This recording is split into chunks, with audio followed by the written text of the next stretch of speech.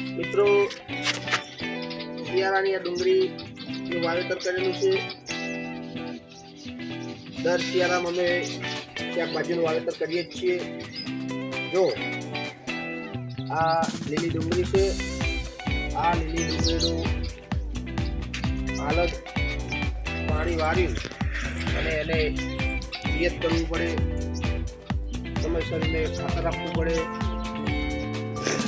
લીલી ડુંગળીનો ઉપયોગ ઘરમાં વધારે થાય હોય એટલે અમારે વાવેતર કરવું જ પડે.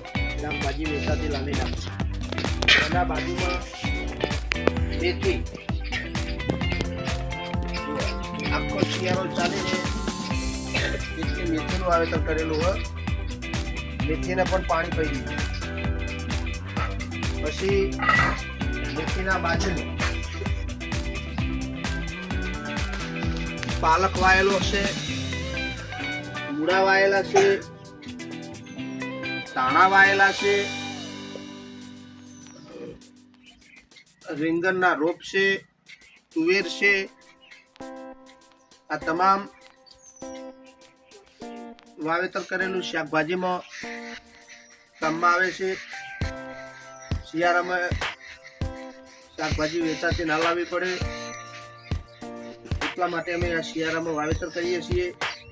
ઉનાળામાં પણ વાવેતર કરીએ છીએ અને ચોમાસામાં પણ વાવેતર કરીએ છીએ.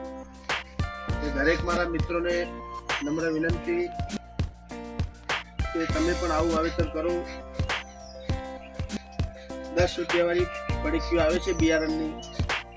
3 ઋતુની અલગ અલગ બિયારણ હોય છે.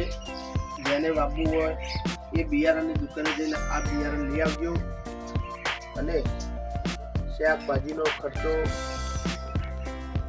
ઘરમાં વધી ના જાય એટલે આપણા ઘરે ખેતરમાં વાવવાનું એટલે તમને પોહાય, ઘરમાં ખર્ચો ઓછો થાય અને સારામાં સારી આપણા ઘરની શાકભાજી ખાવાથી શરીરને પણ ફાયદો થાય, તાજી અને સારી. પાલક, મૂળા, રીંગણ તમામને પણ પાણી પાયું છે અત્યારે. એટલે સારામાં સારી વાત કહેવાય કે આવું વાવેતર તમે તમામ ભાઈઓ બહેનો કરજો તો તમારા ઘરમાં સારામાં સારી શાકભાજી ખાવા મળે. અને આ ધાણા કોથમીર અત્યારે બજારમાં મળતી નહીં હોતી એટલે અમે ધાણા પણ વાવીએ છીએ. એટલે એ ધાણાને કોથમીર કહેવાય.